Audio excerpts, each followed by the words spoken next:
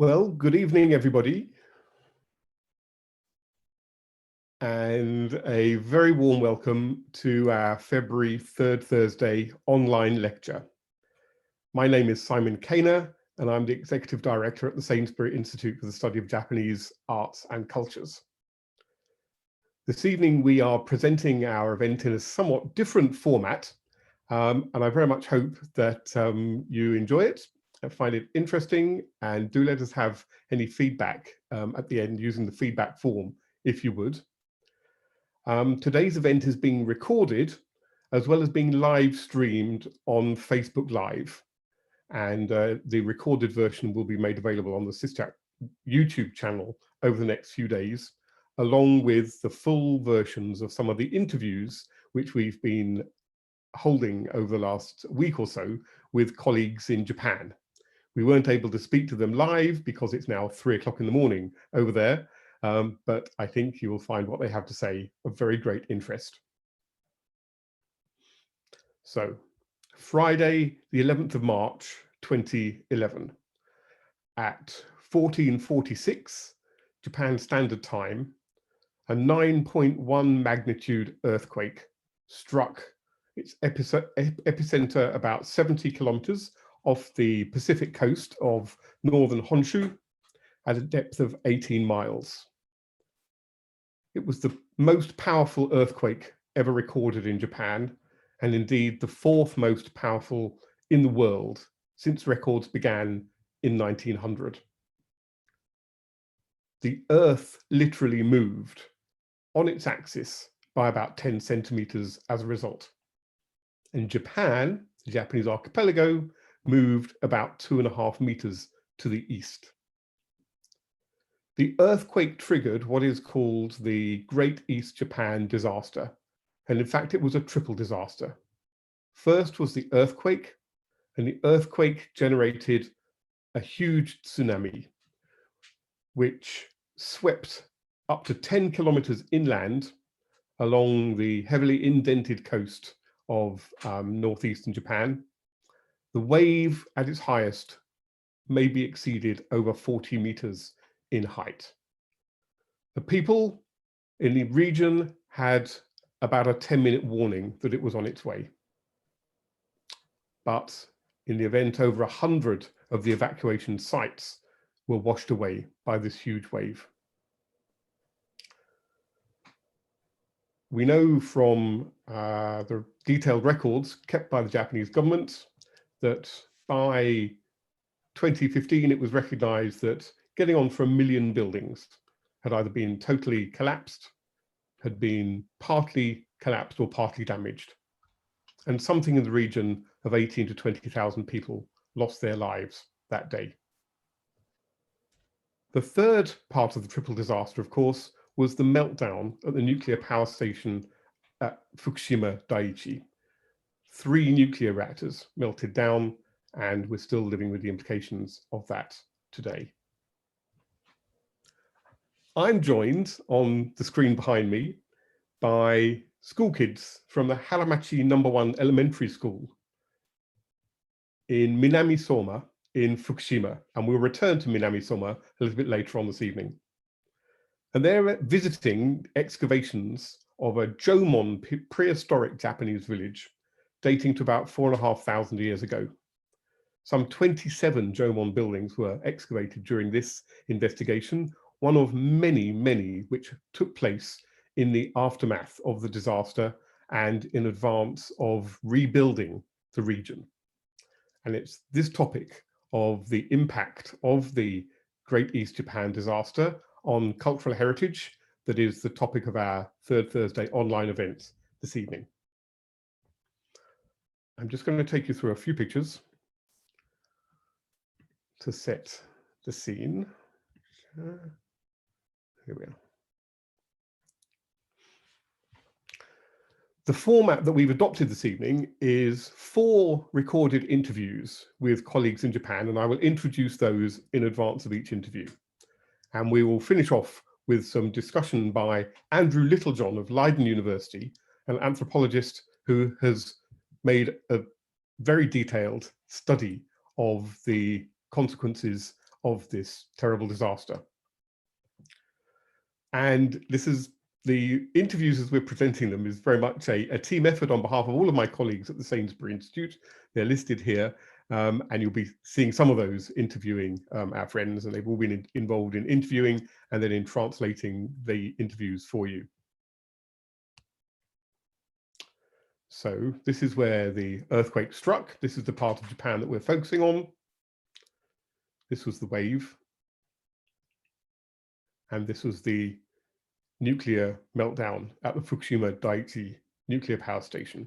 I was in Tokyo and remember watching in horror as the nuclear power station blew up on television in front of us.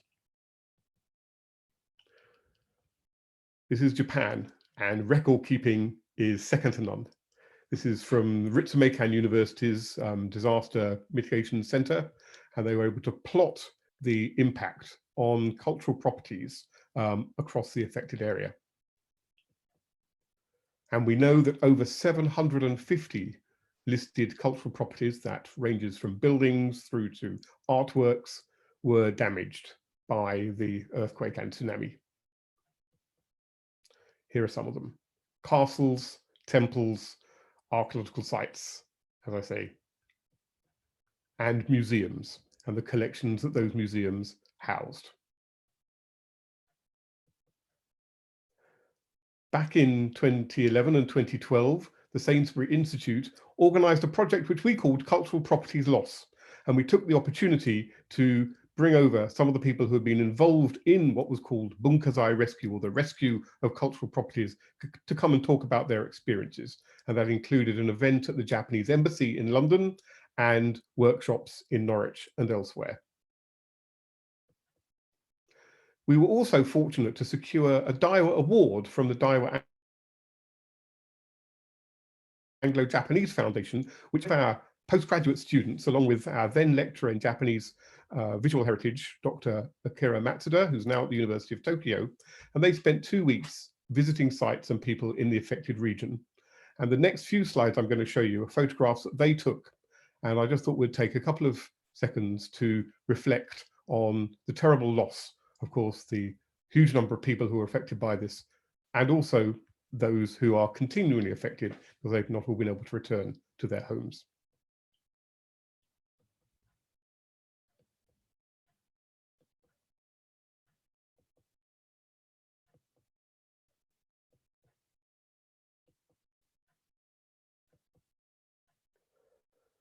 I said to Matsuda-san, is there a message that you would like to present to our audience this evening? And he said, yeah, here is this building in Onagawa, one of the towns that was affected, right? You can see the coast, how close it was to the coast in this low-lying area.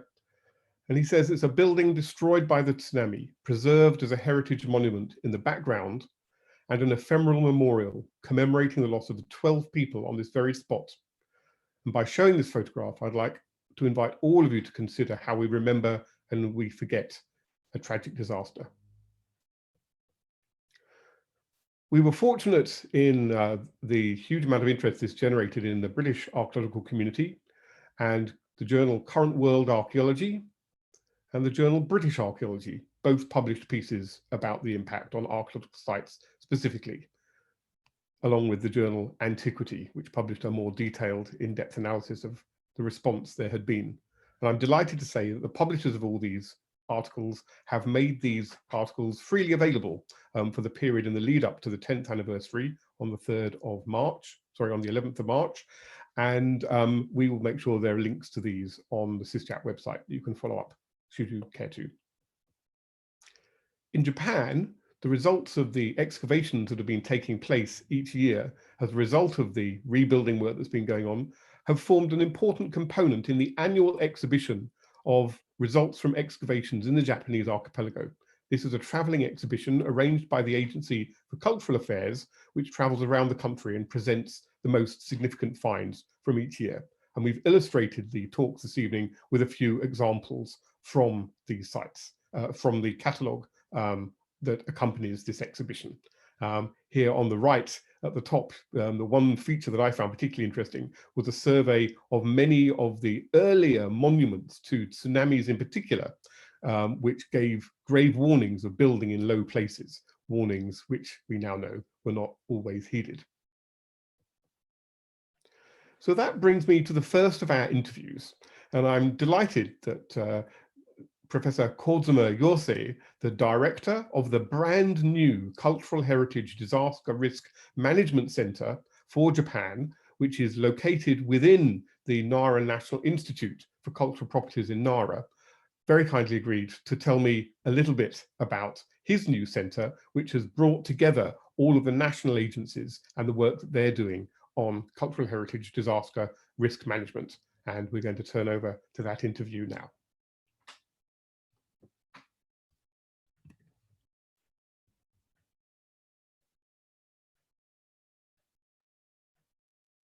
それでは、もしよければ、神妻さんから少し、那文県の、新しくできた、文化財防災センターについて少し、ご紹介することはできますでしょうか？どういう目的があるとか、どうして那文県でやるとか。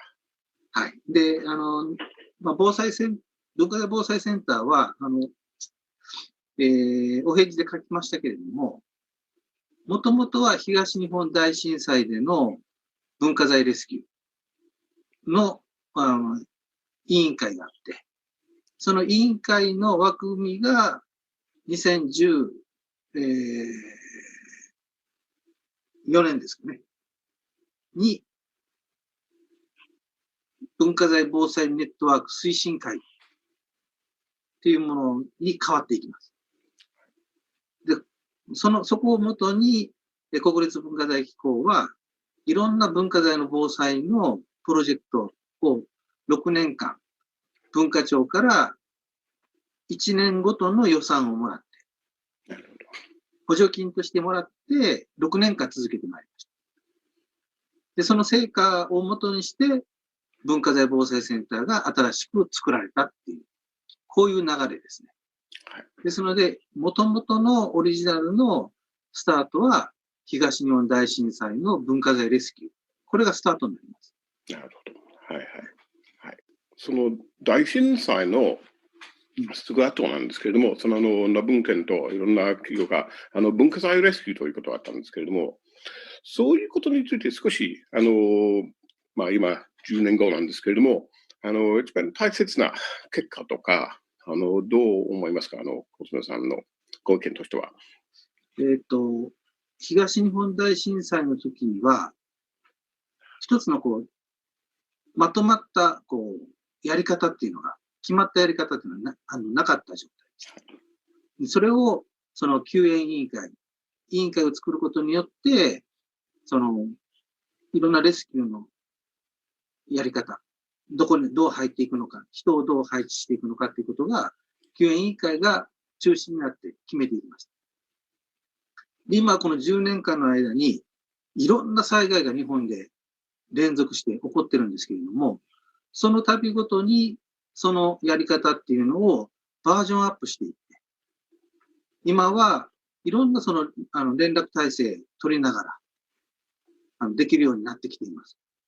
これは国立文化財機構が中心になってやっているというよりは、まあもちろん中心なんですけれども、いろんな団体と連携をしながら、得意な専門家がやっぱり行ってもらえますかとか、お願いをして行ってもらうとか、そういう体制ができるようになりました。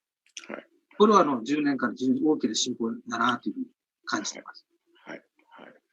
それとですね、小友さん、まあ、多分いろんな聞こえる人が興味があると思うんですけれども、もう10年間ぐらいですね、まあ、特に東北の大震災の後に、いろんな、まあ、緊急発掘調査とか、ありまして、その復興の前に、いろんな現場を、ものを見つかりましたと思うんですけれども、それからいろんな知り合いから聞きますけれども、小妻さんのご意見の中に、一番大切な、新しく見つかったものについて少しだけ紹介することができませんでしょうか。ですね、東北地方っていうのは、一つは貝塚がたくさんあります。で非常な東北地方の文化を、縄文とかの文化を話している貴重なものなんですけれども、まずこれがある。もう一つは製鉄遺跡ですね。鉄の、遺構がたくさん見つかっています。それと、あとは、古墳みたいなお墓ですね。こういったものが見つかってるんですけども、それぞれ、新しい住宅を建てるために壊されたりとか、最終的にはもうなってるんですけれども、その発掘調査をどう展開していくのか。大規模な震災の後に、大規模な移住っていうのが、住民の移住っていうのが、高台への移住っていうのが、もうこれはもう絶対やらないといけない。行政的にはやらないといけない。で、そこにでも遺跡があって、その遺跡を壊さないといけない。この二つの大きな、ジレンマがあるんですね。でもそれに対して、住民に対してもちゃんと丁寧な説明をしていかないといけないし、文化財を守ろうという立場の我々も、どうやってそれを守っていきますか。壊されるんだったら壊されるにしても、きちんと後の世の中の人にそれを伝えていけるような記録っていうのをきちんと保存していかないといけない。これがあると思います。一つ取り組みとしてやったのが、お墓が、たくさん、古墳が見つかったんですけども、横穴墓が見つかったんですが、その中に、壁に傷をつけて絵を描いているのが見つかりました。でこれはもう、非常に貴重なものですので、本当はそのお墓そのものを残したかったんですけれども、そこに住宅を建てないと、住民そのものがその町からいなくなってしまう。もう、大きなその過疎のスポットができてしまうっていう。町自体がもうなくなってしまうんじゃないかっていうような、そういうリスクもあったんですね。ですから町としてはどうしてもそこに、新しい家を建てないといけない。そのためには、その貴重な横穴墓をもう壊さないといけない。ということで、壊すだけではなくて僕たちが考えたのは、そのレリーフを切り取ってリセットしましょう。持って帰ってきましょう。ということをやりました。で、その時に単に昔のものが見つかったので、これを切り取って持ってきましたよっていうのではなくて、そういうことをせざるを得なかったのは、震災があったからなんだと。東日本の大震災があって、津波で低いところの土地の人たちがたくさん亡くなりました。そのために住民は高台に住まざるを得なくなった。住まなければいけなくなった。その結果、遺跡を壊さざるを得ない。でも、これ非常に重要なレリーフなので、石室の中を切り取って、ここに展示をしています。だからこれはただ単に古いっていうものではなくて、私たちのその震災にあったんだっていう記憶。その記憶の一つなんですよ。で、私たちはこの土地に、先祖がこういう非常に素晴らしい文化を持ってる、その先祖が住んでたんですということも共有しましょう。これが震災のマイナスのイメージっていうのを生かして復興の力にしていく。で、震災のことを忘れないでおこうねっていう一つの記憶として、それを伝えていきましょうという、そういった取り組みを一つしていました。最後なんですけれども、もし、うちの第3木曜日会の方々のために、少し簡単な、メッセージとか、何か、他のことが、いいことがありましたら、小泉さんはいかがでしょうか。もし何かありましたら。イギリスも同じやっぱり災害っていろんな形であると思うんですけれども、今、文化財の防災っていう話を僕らは、そういった立場でやってますけれども、もともと私の専門は保存科学、コンサバティブサイエンスなんですね。で、保存科学の立場で防災に関わってきましたけども、文化財を守っていく、文化財を伝えていくっていう、その保存科学の役割。これ重要だと思ってるんですが、文化財の防災の仕事をしていく中で、この防災の仕事をずっとこう高めていくことによって、実は文化財を保存していくことができるんだろうと思っています。先ほどもちょっと言いましたけれども、行政的なインフラの整備で災害を、防いでいきましょう。人の命、社会の暮らしを守っていきましょうという、これ社会的な問題ですね。はい、で、日本でもう一つあるのは、ローカルエリアのところが非常に人口が少なくなっている。若者がいなくなっている。っていう問題があります。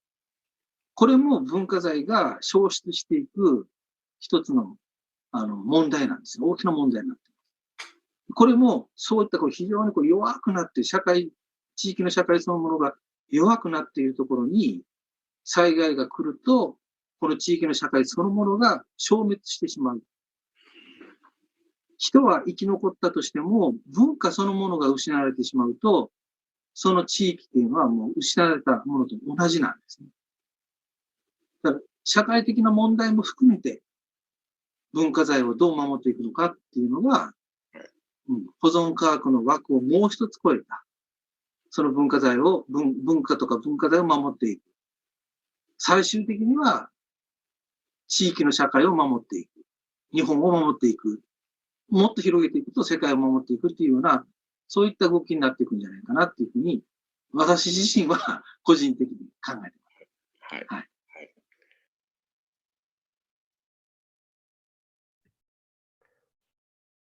I was particularly grateful to Dr. Shoda Shinya, who was sitting there quietly in the top left-hand corner of the screen, who's the head of the international department, the Department for International Communication at the Nara National Institute, for helping to facilitate that interview. Now, in 2015, I had the opportunity to visit Professor Kikuchi Yoshio, our next interviewee. Professor Kikuchi is a professor of archaeology at Fukushima University, and he spent a couple of days driving me around the areas directly affected, in particular on the margins of the exclusion zone, which had been set up around the Fukushima nuclear power station. And my colleague Oliver Moxham caught up with Professor Kikuchi at his desk in Fukushima, and that's going to be the next of our interviews. 今回は津波の被害を受けた福島県の古墳に焦点を与えたいと思います。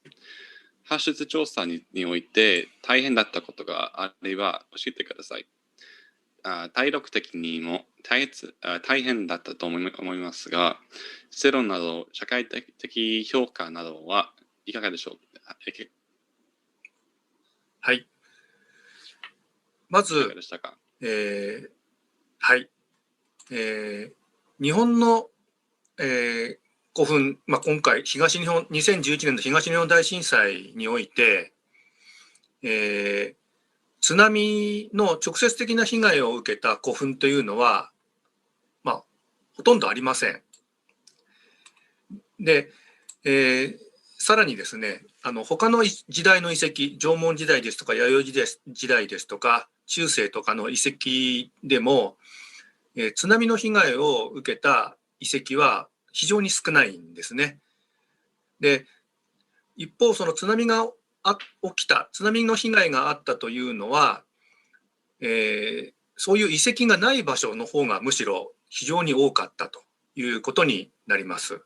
ですから、津波の被害というのは、古墳だけでなく他の遺跡でも実は非常に少なかった。これはおそらく日本の、これまでの長い歴史の中で、津波が何度も来ているので、昔の人々がそういう場所を避けて、都市や、町や遺跡、お墓を作ったというふうなことのためだというふうに考えられます。はい、一方ですね、ご存知だと思いますが、福島県では、原子力発電所の事故がありました。そして、その原子力の災害が福島県の広い範囲にありましたので、私も福島県内で古墳の発掘調査を行っていますが、その原子力災害の影響というものに非常に気を使って、東日本大震災原子力発電所の事故から2年ぐらいは外での調査というのには外での調査はあまりできませんでした。これは、学生ですね、スチューデンツの健康ですね、体の健康を考えたりもしたためでもあります。しかしそういうふうな原子力災害の影響も次第に小さくなってきていまして、現在は通常の学術発掘調査やフィールド調査もほぼ問題なくできるようになっています。一方、そういう原子力災害の影響というのは主に福島県だったわけですけれども、日本国内の他の地域の方々からの、厳しい視線ですねもありまして、福島県で外でそういう調査をするのはどうなんだというふうな批判なども当初はありましたけれども、間もなく10年経つというふうなことで、そういう批判も次第になくなってきたというふうなことも言えるかと思います。あと、オリバーさんご存知かどうか分かりませんけれども、福島県だけではなく、被災した東北の岩手県、宮城県、福島県では、行政ですね、政府による復興のための発掘調査というものが文化庁の指導により多数行われて、それを支援するための、職員が全国からこの3つの県に多数合計で400人ほどやってきました。それで、そういう復興のための発掘調査の、手伝いといいますか、復興のための発掘調査を支援してくださったということがありました。それからもう一つ、言いたいこととして、現在福島県の、原子力災害、原子力発電所の事故があった福島第一原子力発電所の周囲に中間貯蔵施設インターミディエイトストレージファシリティというものが、建設されています。で、そこにも遺跡があり、そこも福島県の政府が、発掘調査を今去年それから一昨年行いほぼ終了しています。ですから原子力発電所から、2キロ3キロぐらいの近い場所にある場所もそういう中間貯蔵施設のための発掘調査が行われているということもあります。しかしこれは今のところ世界にはほとんど知られていないので、これからそういうこともお知らせしていきたいなというふうに思っています。最後に福島県における文化財の未来についてご意見をお聞かせください。はい。はい。まずこのような、機会を与えていただいてありがとうございます。で、福島県は津波の被害もありましたけれども、先ほど言いましたように原子力発電所の爆発による大きな影響が、今も残っている部分がありまして、それによって、現在も、避難をしている文化財があります。それは、まだ元の、市や町に戻っていないものもあります。ですので、このようなもともとあった場所から避難して移されている文化財を元の場所に戻すためのいろいろな仕事をするというのが私のこの重要な使命だというふうに思っています。そして、今回このようなインタビューをしていただいて、このような福島県であった発掘調査や、被害などを、それをさらにどういうふうに、元の状態に戻していくのかというふうなことを、世界の皆さんにお伝えしていくということが、私の大きな仕事であるというふうに思っています。そして、東日本大震災から間もなく10年ですけれども、その後も日本では、台風の大雨による被害ですとか、熊本県の大きな地震ですとか、非常に多くの自然の災害が起きています。で、それによってあまりイギリスには知られていないかもしれませんが、多くの文化財が、被害を受けています。で、そのような大きな自然災害が発生したときに、もう文化財の被害が繰り返さないようにしていくための取り組み、政府としてどうするのか、それから、考古学の学会としてどうするのか、そういったことがこれから重要な検討課題になっていくと、日本全体として考えていかなければいけないことだというふうに思っています。さらに、もう10年経ちますけれども、その当時10歳だった人も今は20歳になっているということで、次第に、若い世代が、これからの文化財の中心を担う仕事をしていくことになっています。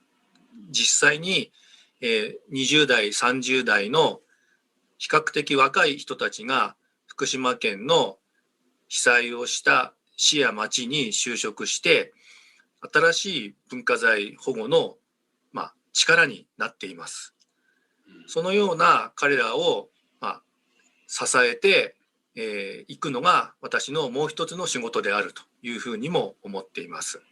はい、以上です。これからも福島県や東北や日本のさまざまな問題や、文化財の保護に、ぜひ注目をしていってほしいなと思います。以上です。Now, the Jomon artist, Aki Sahoko, has been promoting art archaeology initiatives across Japan for as long as I've been at the Sainsbury Institute. She is a force of nature and is in the moment working on a very interesting project with the Urajiri shell midden in Milami Soma in Fukushima. And she had a chat in English with my colleague Miwako Hayashi Bitmead, and we're going over to them right now.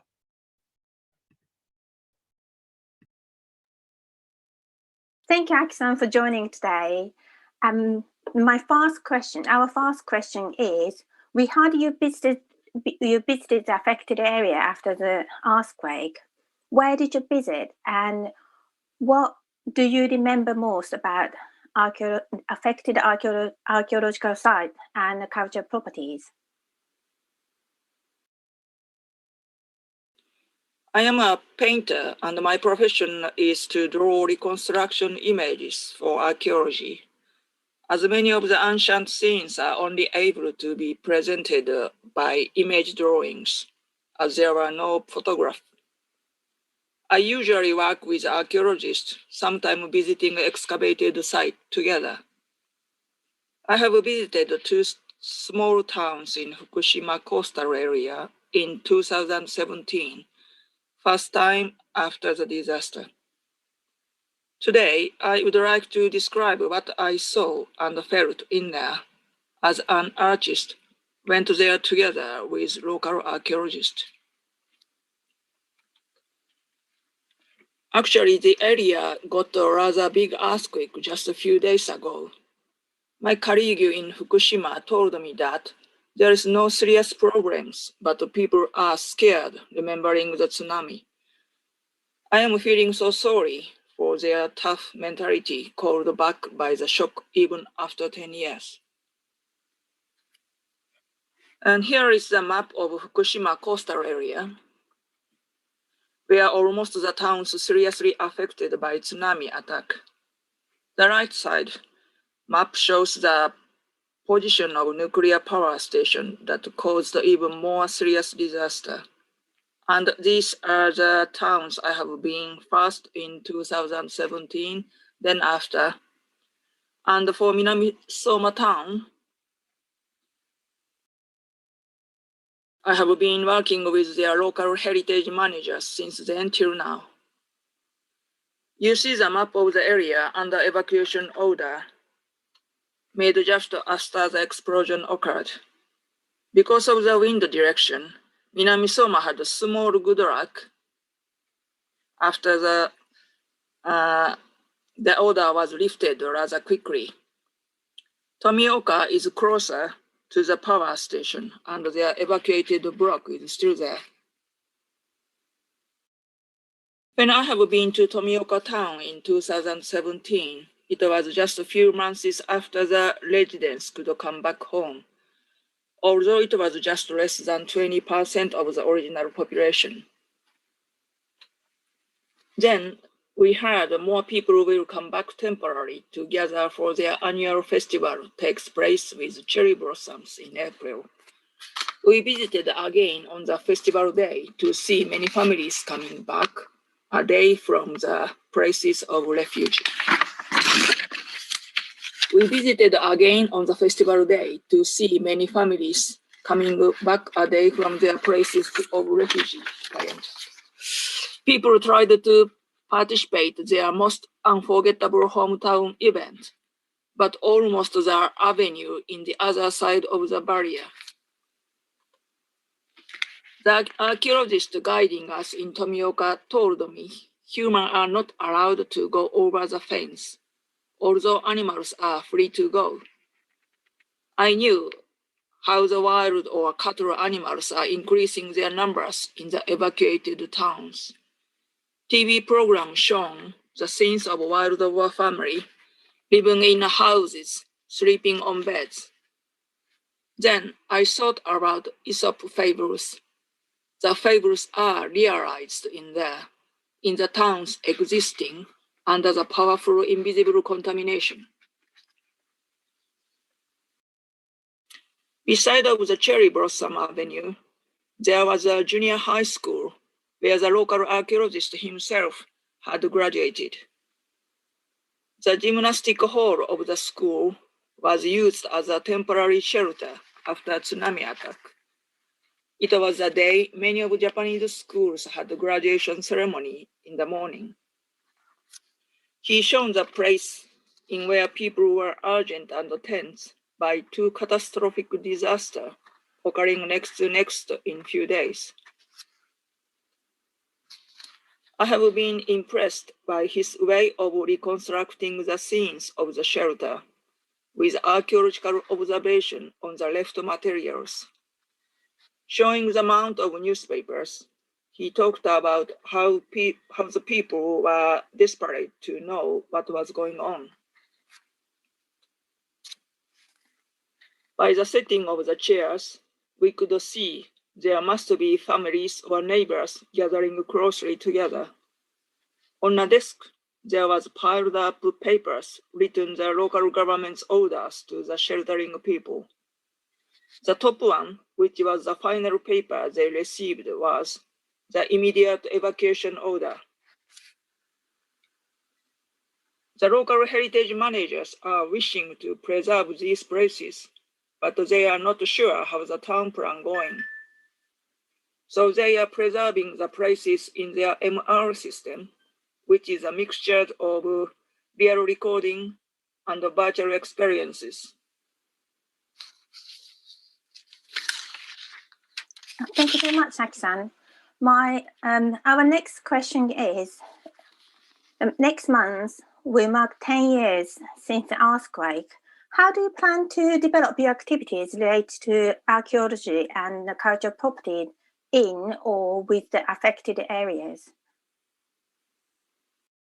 Okay, now I will talk about the Milami Soma. Our destination in Milami Soma was a National Heritage Jomon Stone Age shell mound, preserved just before the disaster. The archaeological park was started construction on very month of the March 2011, then stopped for years till their evacuation order to be lifted. The shell mound is facing to large river mouth marsh, open to the sea. In modern age, rice paddy was developed with farming and fishing villages in lower land. Almost such coastal villages are paddies are disappeared, and the shell mound left on the hill edge overviewing there. The sea is seen over the straight line of concrete wall. Piles of black bags are containing tsunami rubbles. Beside of these artificial views, almost a part of the landscape went back to wild marshland, like it was in Jomon Stone Age. The broken pieces contained in black plastic bags are broken pieces of local village lives. My profession is to reconstruct people's life and action with archaeological method, which is careful observation on the left object. I have drawn these images for a different job before to see these photos. When I saw the history of Urajiri village life, I was deeply impressed how long the local people are living with the rich natural diversity of the river mouth marsh and the sea. This is a part of our project. We are interviewing some of the local members participating in the management of Urajiri shell mound site. Many of them are coming to the site monthly, traveling distance from their places of refuge. Cutting grasses and having a picnic, gathering on the shell mound field, the field has become a rare chance of their reunion. Here I discover the cultural heritage is becoming a precious community heritage. An ancient ruin site is left in completely ruined landscape created in 21st century, and it is given a unique role for inheriting local community memories.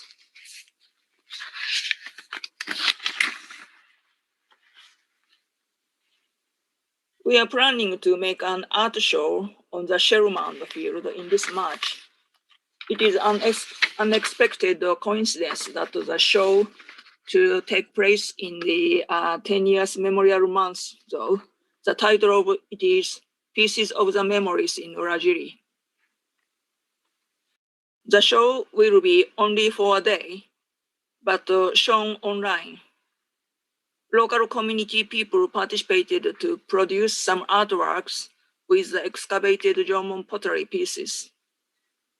I had broken houseware pieces picked up by my friend in the tsunami suffered town, so I display them in plant shape, like wild plants endlessly appear from the shell mound ground.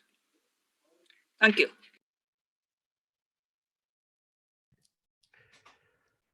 Our fourth and final interview was with Professor Akasaka Norio. Professor Akasaka had visited us in Norwich in 2018 and had joined us for our first Ishibashi Foundation summer school and had spent a week with our summer students talking about his work with the Fukushima Prefectural Museum, where he retired from last year, and the Gakuin University, where he's Professor of Art History. And the students found his insights fascinating, and my colleague Oscar Wren, who is currently a Monbusho student at the University of Kobe, was able to interview him for us.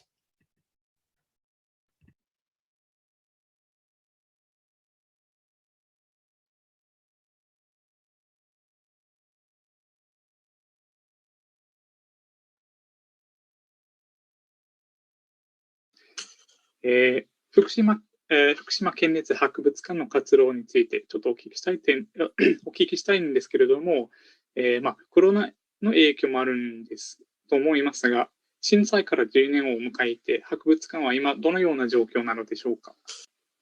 それは、例えば、福島県博でさえね、体験したことないんです。大きな災害の後に、博物館が何ができるのかといったことを全く知らないんです。モデルがないんです。そういう状況の中で動き始めましたから、勝手に喋りますけども、福島県博は2つのことをやりました。1つは、震災遺産というふうに呼んでますけれども、震災によって生まれた、壊れたものとかね、瓦礫とか、そういうものを集める、コレクションする。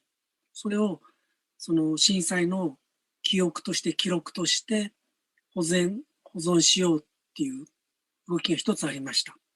で、もう一つが、芸術や文化によって壊れたコミュニティをつなぎ直したり、苦しんでいる人、悲しんでいる人に対して、柔らかいメッセージを送って立ち上がることを促すような、そういう芸術プロジェクト、アートプロジェクトというものが行われました。で、福島県博は実は県立博物館なんですけども、歴史、民族、美術、自然、あと保存科学みたいなもの、そういう多様な分野のジャンルの専門的な知識や技術を持った学芸員が20人規模でいました。で、そういう総合博物館である、小さくあれ総合博物館であるということが、多分大きな災害の時にとても大きな意味を持ったかなと思います。もう震災の後にそれぞれの専門性を抱えた学芸員が沿岸の原発による事故によって汚染されたエリアにも入って、そこに、ある小さなミュージアムのコレクションをレスキューするといったことをもう最初からどんどん入ってやりました。で、その時に重要だったのは、単に歴史や歴史の学芸員とかではなくて、いろいろな分野の学芸員が共同で仕事をすることができたっていうことがとても大きかったと思います。ですから、思いがけないことをやれたんですね。考古学なんかでは、例えば、地層のむき出しになっているところを、灰で、サンプルを作るといった技術があるわけですけども、それを、この震災で地層が動いてずれたところがあったんですけども、そこを、高校生とか大学生なんかにも参加してもらって、全部取る、その地層の動いたことが記録として残せる、そういう技術を使って残したりとか、そういうことから始まって、実はいろんなことができました。ですから、文化財レスキューということでも、技術的にも、海水で海の、津波でやられてしまった文書とか、それをどういうふうにしたら、再生できるのかというところから始まって、壊れたものとかいろんなものをどういうふうに震災遺産コレクションとして守り、安全な場所に移し、そしてそれを長期にわたって保存していくことができるかみたいなテーマを徹底的にやることができました。ですからこれ終わってから我々は気がついたんですけども、東北の中でも福島県立博物館は非常に稀な形で、稀有な形で、レアな形でそういう総合博物館が大きな災害に際して文化財レスキューというのを多様な形で展開することができたということで、とても評価を受けましたね。喋ってていいんですかね。もちろん、もちろん。で、もう一つは、そのアートの力だったんです。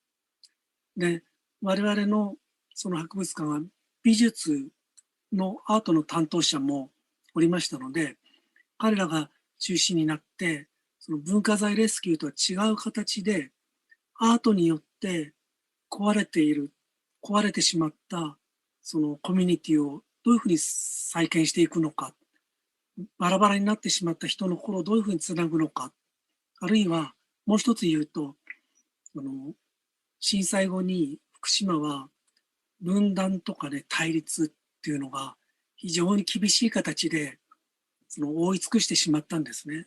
そうすると、みんな怖くて声を上げることはできない。例えば原発に対して私はもう原発に依存することはできないって考える人もいるし、それでも原発は必要だというふうに考える人もいるし、そういう見えない分断とか対立っていうのは厳しい場所になってしまったんですね。そうすると、アートというわけのわからないことをやってる人たちがそこに現れて、隠されている言葉とか思いとか声といったものを柔らかい形ですくい上げることがどうもできたんですね。ですからアートプロジェクトも本当に多様な形で展開することができましたね。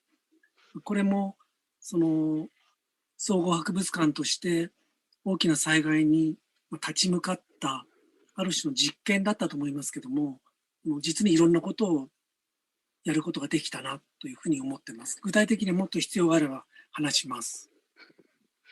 その講演会の視聴者に何か、震災後10年を迎えることについて何か伝えたいメッセージがあるのでしょうか。ちょっとなんか曖昧な質問なんですけれども。僕は震災後に被災地をずっと歩いていて、津波に流されたエリアを指さして、あそこは50年前海だったんですっていう言葉を繰り返し聞きました。つまり日本列島の人口が1億2800万というマックスの時に東日本大震災で起こってるんですね。つまり人口がそれだけ増えれば自然の懐に人間たちが入り込んでそこを開発しなければ生きていけなかったんだと思います。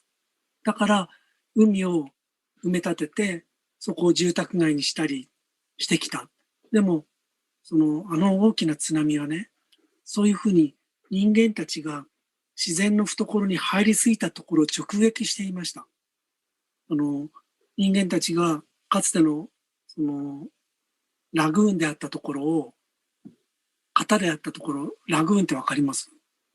ところを埋め立てて水田にしていたところが南相馬市にあるんですけども、そこがきれいに震災後はラグーンに戻ってました。そういうのを見たときにね、人と自然との関係っていうのはどういうふうにこれから再編していくことができるんだろうかというふうに考えざるを得ないし、もう一度我々は海との関係、森との関係をどういうふうにデザインすることができるのか。その時にね、南相馬市の南三陸町の郷土史の先生が言ったんですよ。彼はね、もうそのエリアは完全に15メートルぐらいの津波で洗い流されていたんです。で、何が残ったと思いますかって言って彼は指さしたんです。中世の盾があった、後ろがあったところ、山で向こうの縄文の貝塚が遺跡として残ってる、あそこは残っているんです。中世に戻るしかないんですよって言い方をした。で、中世に戻るっていろんな意味合いがあると思うんですけども、人間がその技術や経済力によってあまりにもその自然を作り変えて改変して人間たちがそれを支配できるというふうに思い込んできたことに対して反省だと思うんですね。ですから実は沿岸被災地に380ぐらいの縄文の貝塚があるんです。貝塚っていうのは縄文人が暮らして貝を食べたのを捨てた場所なんですけども、そのね、貝塚はほぼ全て無事なんですよ。津波が届かなかったんです。つまり縄文の人たちは津波とか台風の高波とかが押し寄せてくる、その少し上に村を作って生きていたんです。つまり海辺の村だから海岸に村を作っていたんじゃなくて、少し高台に津波が届かないところにわざわざコミュニティを、村を作って暮らしていた。そういう自然と人間と自然との関係っていうのを深いところからもう一度考え直すべき時代になっているんじゃないかっていうふうに感じますね。日本列島の人口ね、どんどん少なくなるんですよ。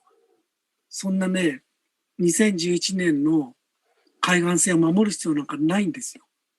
必要なくなっちゃう。もっと僕は撤退の時代に入ったというふうに思います。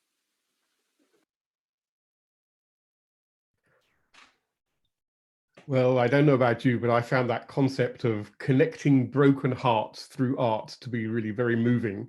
And I'm sorry there's only a short time that we have this evening to introduce the many amazing projects that have been happening all through the region. But I do hope that you will take the opportunity to look at the full interviews, which we'll be putting up on the website with transcriptions and translations over the next few weeks. So please take the opportunity to look at those. Lastly, this evening, I'm going to come to our discussant, Dr. Andrew Littlejohn. Andrew is a great specialist on what's been happening in Tohoku. He spent over a year and a half there undertaking field work subsequent to the Great East Japan disaster. He's published some wonderful papers, and we're going to make sure all links to those papers are on our website so that you'll be able to get a chance to have a look through those. And there's more coming out. I believe there's a book on its way as well, which we're very much looking forward to. I'm going to hand over now to Andrew. And while Andrew's speaking, perhaps you'd like to, if you've got questions that you'd like us to try and address, obviously we can't be asking our interviewees to answer questions in the middle of the night, but Andrew and I will do our best in the last few minutes of this evening to see if we can address any for you. So use that Q&A box, that Q&A function down the bottom right-hand side of your screen if you do have questions you'd like to ask. And I'm now going to hand over to Dr. Andrew Littlejohn. Andrew. Thank you very much. And can you hear me okay? The first thing to just double check, because crystal clear. Crystal clear, wonderful. And just to all of you watching, thank you very much for being here. And Zoom calls are infamous for the things that can go wrong. If my cat decides this is the opportune moment to mosey on past me on the desk, I apologize in advance. So I was asked to sort of bookend today by thinking a little bit more ahead, right? Thinking about what we can take going forward, as well as reflect backwards on over this past decade since the disaster. And I'd like to do this in a way by slightly reframing the way we think about the issue of cultural heritage and disaster and the way the two of them relate to each other. Because it's absolutely the case, as you've heard tonight and as you've seen for yourselves in many different cases, that disasters are moments of profound loss, harm, including loss of cultural heritage. But I want to think about how they can also be seen as, in a way, critical junctures or crucibles in which things are transformed, reworked, and also in which sometimes things are made or new things emerge. And I'd like to what you might even call the heritage of the future, right? Crucibles in which the heritage of the future is being made, but also in which the heritage of the present is being transformed or reworked.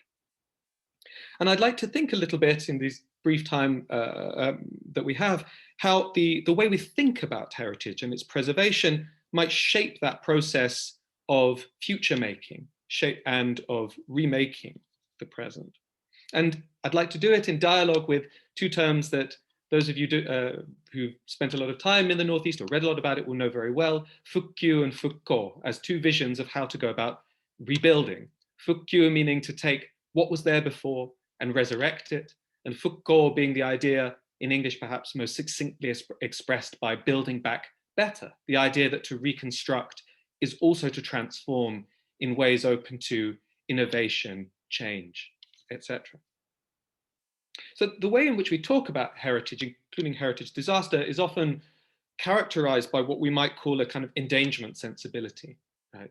In which our primary emotion or value is a sense of fear over what will happen if we lose heritage, fear of how damage, physical damage, psychological damage is going to decrease, if you like, our stock of cultural value or property. And while disasters are certainly moments when things brought with us from the past can be eroded or lost, there's also another characteristic of them which I want to make, and which sets up the second and in many ways my main point, which is that while the 2011 tsunami certainly caused tremendous physical damage and suffering, it did not necessarily lead to a net loss of cultural heritage when viewed in a different historical perspective. And that should be added, that's of course in part due to the great work done by projects like the Bunkazai Rescue Jigyo. So it's also worth noting that. As Professor Kikuchi noted in the earlier talk, most of the sites that were inundated did not have archaeological, most of the areas inundated, I should say, did not have archaeological sites, in partly because of this long history of cultural adaptation to tsunamis that Professor Akasaka so kind of beautifully referred back to when thinking about what lessons we might want to take from the past in moving forward and reconstructing. But there's another reason why we can think of the disaster not as a moment necessarily of net loss of heritage, despite the profundity of the harm that happened. And that's because even within the areas that were damaged, we saw the emergence of new objects that, while they are not officially classified as heritage, Japan has a full classificatory regime, and there's some debate, academic debate mainly, over whether you can call something heritage if it's not officially classified as such. But if we take a broader, more expansive and in many ways more common sense definition of how we talk about heritage, we see that in the areas inundated by the tsunami, there's been a generation of new objects, new heritage of the future. And I'm referring, of course, to things like what Professor Akasaka was talking about with the Fukushima Museum, Shinsai-isan, the objects, the material culture of the disaster that is being collected, stored in museums, and used to create and carry forward a narrative of what happened in this last decade that then becomes part of the heritage of that region. But I'm also talking about items or objects like the one in the picture that was just up a moment ago. I don't know if we can get it back, but also was in the picture that you saw in Simon's slides at the beginning, of these what are called Shinsaiko, which is perhaps best translated as the remains left by the tsunami, or remains of the tsunami. One of the most famous of which is this, a photograph I took I think I took this in about 2014. And this is of Minami-san Niku's famous, or to some degree infamous, Bosai Taisaku Chosha, or Disaster Prevention Center, a building that hosted the disaster management, crisis management office, and where a large number of public employees died, and which has since been preserved as a memorial, monument, but also part of the heritage of the disaster itself, and a reminder of what used to be here. And so a kind of dual role as an object from the past and a thing reminding one of a more recent, fraught present. So objects like this and like this other one, this is the Onagawa Koban, or police box in Onagawa, which is, as you can see, is also being built around in this way such that the reconstruction of the whole area preserves the site. Objects like this, like the objects in the Fukushima Museum that Professor Akasaka talked about, are being folded into the history of the Northeast as we speak, right? They are becoming the heritage of the future. And one of the things then for us to think about is how the stories we tell about them, how the understandings we have of what they reference or gesture back to, how we are curating history in the present in the way that we handle these objects. And this way in which they're being folded into the history of the region in many ways mirrors what happened during previous disasters, showing that this is part of a recurrent cycle in which disaster produces, to some degree, the later heritage of the region.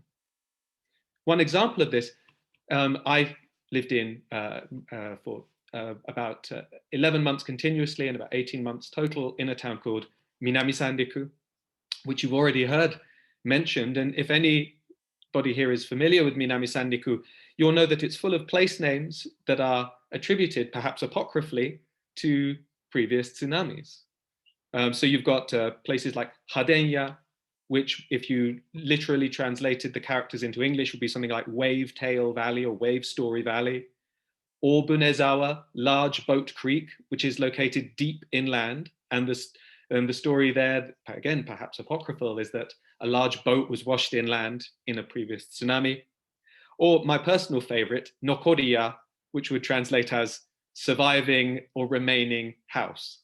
And again, I don't think it takes a large leap of the imagination to think about this then as the way in which a history of tsunamis has been folded into the culture of the place itself.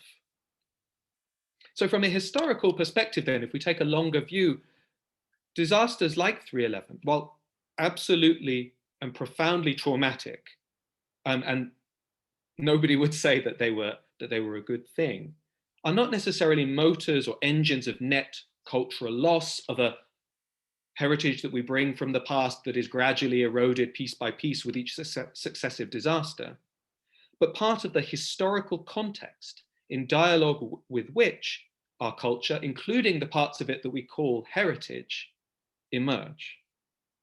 And this is also true of practices that we call intangible heritage in Tohoku, which, if you see, were often created in response to past disasters through creative acts of bricolage and appropriation.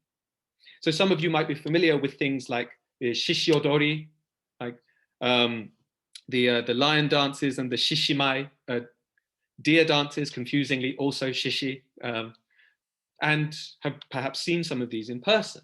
And whilst not all of them are registered, some of the various different lion and deer dances that one finds in Tohoku are registered as heritage by different levels of the state, including at the national level, but also at the prefectural and the local, according to, again, this layered system of official heritage designation. And if you look at the history of some of these, you see how many of them emerged in response to disaster. The anthropologist Johannes Wilhelm provides a nice example of how one lion dance in a Miyagi village was started in 1830 as a direct response to a devastating famine that had occurred previously. And how was it done? It was done through creative acts of appropriation of other practices, in which people from that village went to neighboring village and brought back a lion mask from here, a musical performance from there, and wove these things together to create something that now is considered part of the Mukei Minzoku Bunkazai, the intangible folk cultural heritage of Milami Soma. And this brings me to what really is my main point in trying to flesh this out into this longer history in which disaster is not only a motor of loss, but an engine or crucible of transformation and cultural development. Which is that when we start with an endangerment sensibility and when we think only about the question of how we preserve and transmit things unchanged and whole through that crucible, we perhaps miss the importance of creativity and adaptation that is often taking place in front of our very eyes. And this might then, recognizing that process, in which many scholars of heritage in the disaster regions have done, might allow us to think of other ways of supporting the communities in question and the role that heritage might play in their reconstruction or revitalization. And I'd just like to say one more or two more words about this if I have time, because I know I can definitely run over time, or I've run quite a lot over time, which is that particularly how this relates to the community. But one of the things we see often with communal life in these areas is the ongoing effects of depopulation. And in many ways, the biggest threat to intangible cultural heritage is not disaster or the recurrent cycle of disaster, traumatic as it is, but the ongoing outflow of young people that leaves no one to carry the palanquin during a procession, for example. And one of the things that I've seen in my own work, and I will leave you with this, is the way in which cultural heritage can be reworked or transformed in order to allow newcomers to participate in the life of the town. But doing so requires changes. It requires opening up, for example, practices that previously were the exclusive prerogative of only people from this valley may perform this dance. It requires change. And the question I would like to leave us with is how we can have a concept of heritage as open to that change and its role in Fukko, reformation, reconstruction, building back better, as much as a concept grounded in Fukyu, or preserving the treasures of the past. So sorry for running over, and thank you very much for inviting me to say these few words. No, Andrew, that was wonderful. Thank you very much indeed. And couldn't be in a better way, really, of tying up many of the themes, not only that we've heard our speakers talk about in the interviews, but actually looking through the questions as well. I think you've presaged what some of the things that our audience are thinking about very much.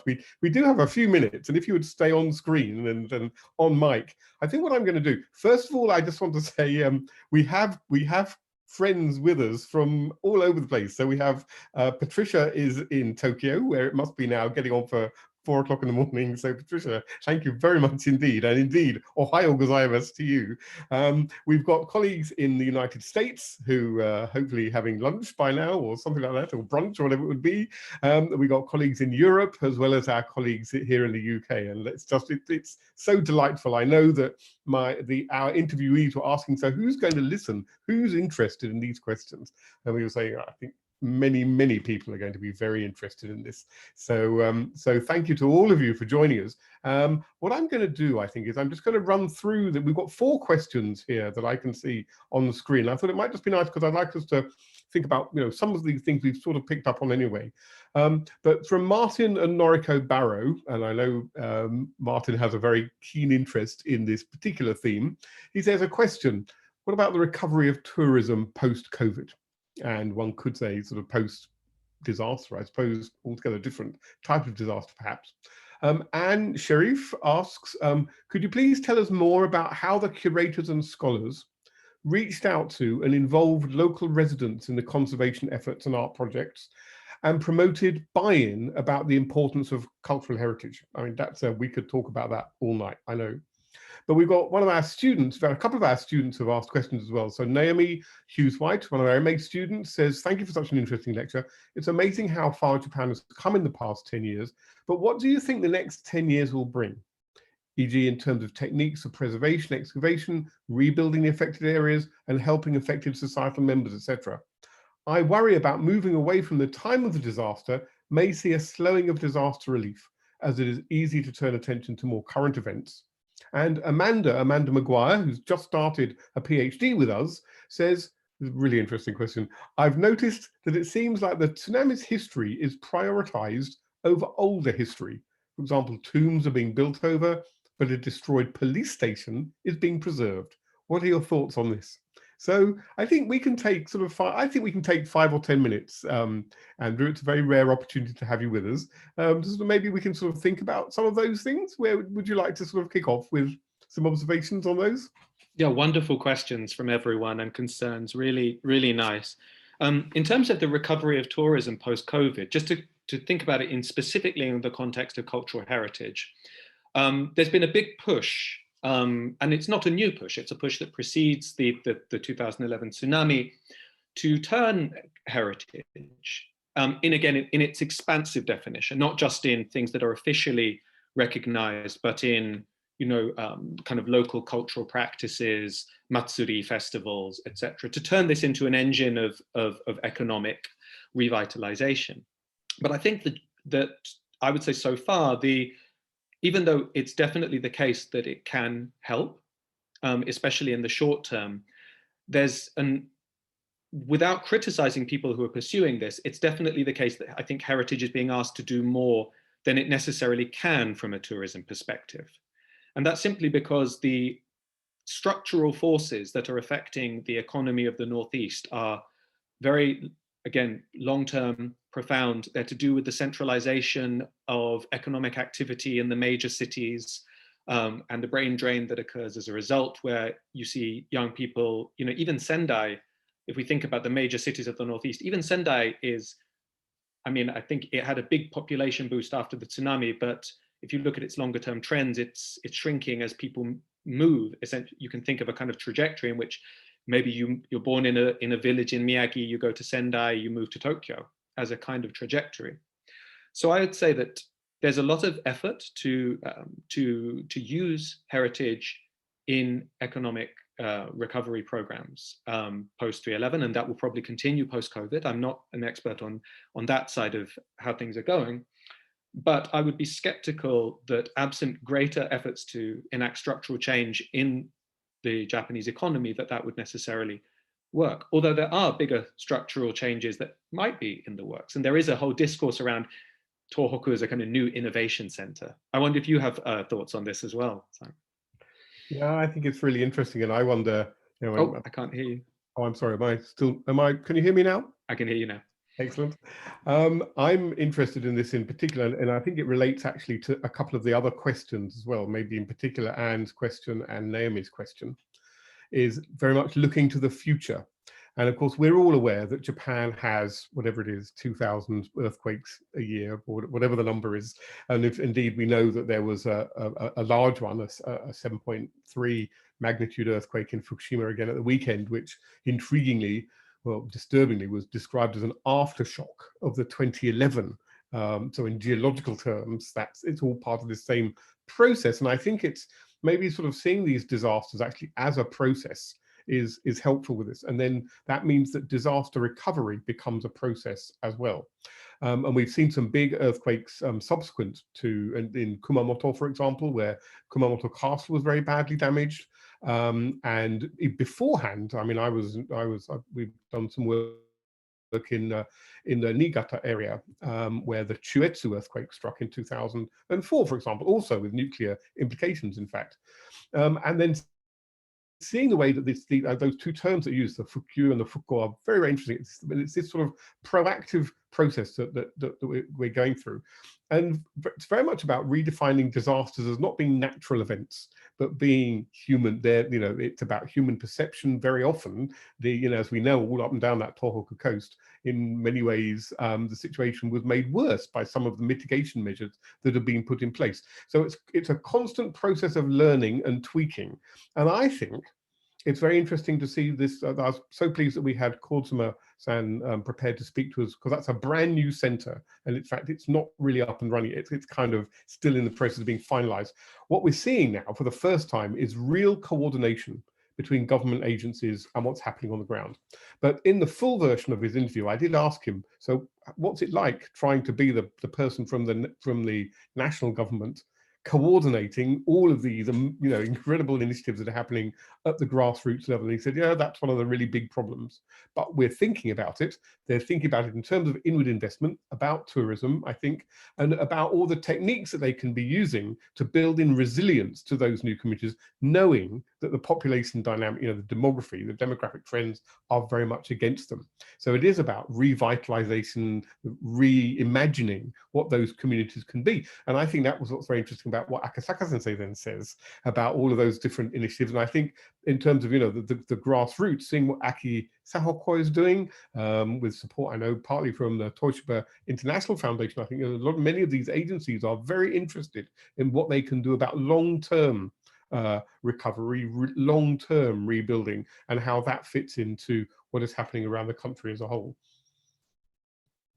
One thing that's maybe worth saying that I think this segues into Anne's question quite nicely, because talking about kind of coordinating sort of at more local levels, local initiatives, my impression has been that there's certainly been issues with buy-in from local residents, but not necessarily with archaeological digs or sites in many cases, often because there's a great deal of local pride in the fact that a town in question, say like Milami Sanriku, has valuable archaeological site. Now, certainly not everybody is thinking about it. And if you ask most residents in 2012, 2013, their opinions about archaeological digs, they probably had other things they were thinking about. But certainly, Anne, in thinking about response to your question, I would say that heritage preservation has not necessarily appeared, and maybe some of you might have a different view on this from other settings, has not been one of the, I would say, major sources of controversy in terms of, let's say, relations between local groups, grassroots groups, and authorities of various kinds or levels. Whereas other kinds of projects have generated considerable tensions, often because of their perceived negative effects on what we might call the heritage of the area. So, for example, a seawall project that will mean destroying a shrine, a jinja, generates enormous blowback. And you would think that that would be anticipated, but it isn't necessarily, right? So, Simon, maybe you want to add on that, but my impression would be that in many cases, there's a lot of pride in archaeological digs, archaeological sites, and in this sense of for example, there's tremendous pride in the Jomon history of the region, as we see in Akasaka Sensei's vignette, in which he's describing the way in which people read the shell middens in the presence of the landscape as telling them something about how things might be done differently. Yeah, I think that's a really interesting point, and maybe this is where we should start to draw to a close. I know people need to get off and get dinner and things, but I would just say that I remember a couple of the early presentations that we had. Negita Yoshio, who was the chief archaeologist at the Agency for Cultural Affairs when a lot of this was happening, came to Norwich, and in fact has provided me with a lot of the background information sort of supporting us, and we'll be dipping into that with the information on the website, and we'll make sure that all of that is made available to all our audience as soon as we possibly can. Negita-san was very interesting on this. He said at the beginning, there was actually quite a lot of opposition to archaeological excavations because people felt, why are we having to, this looks like a bureaucratic thing. Why are we doing this? We should just be getting on with building our new houses. And of course, our houses should be on the higher land, which is where all these archaeological sites are preserved. But with some very canny use of the media, they were able to, and with engaging with local communities, I think that sort of talks very much to Anne's point and potentially to Naomi's point as well. Actually, they did things like what you can see going on behind me, which is they've involved school kids in the excavations. They've involved local communities. I can't remember how many thousands of Genchi Setsumekai site explanation tours that have been laid on, how many people have been through them. There are figures there. We can pull those all out. There's a huge effort behind that, and it's been very successful. And I think, I know that my colleague Okamura Katsuyuki, who's also been provided with information, who was very much involved in perhaps what was the first sort of identifiable Bunkazai rescue initiative, which was after the Kobe earthquake of 1995. And you can now go to the Kobe Earthquake Museum. You can see the fault line, it's there preserved. Was saying what's really interesting, you've got to work with your local communities. They have to understand what's going on, and you need buy-in from them. And there are easy ways of doing that. As you can say, it can be local pride. It can also just be getting people to understand the landscape that they're living in so much better. And that understanding that there have been earthquakes and tsunamis so many times before, I think, is really key. Listen, Andrew, I could spend all night talking to you. This is such a fascinating and important topic for me, but I know we do need to draw proceedings to a close. So I would like to thank you very much indeed for giving up time to come and join us with this. I would like to say to our audience, those of you who are still with us, we will be continuing with this theme. When my predecessor, Mami Mizutori, and I set up this Cultural Properties Lost project, we knew that it would be a long-lasting research strand within the Sainsbury Institute. And I think we will be doing more. To tell the truth, my original plan had been to get back to Tohoku last year and to see what was going on 10 years on and go and meet the people that we met 10 years ago. Obviously, for other reasons, that hasn't been possible. Another kind of disaster has caught up with us.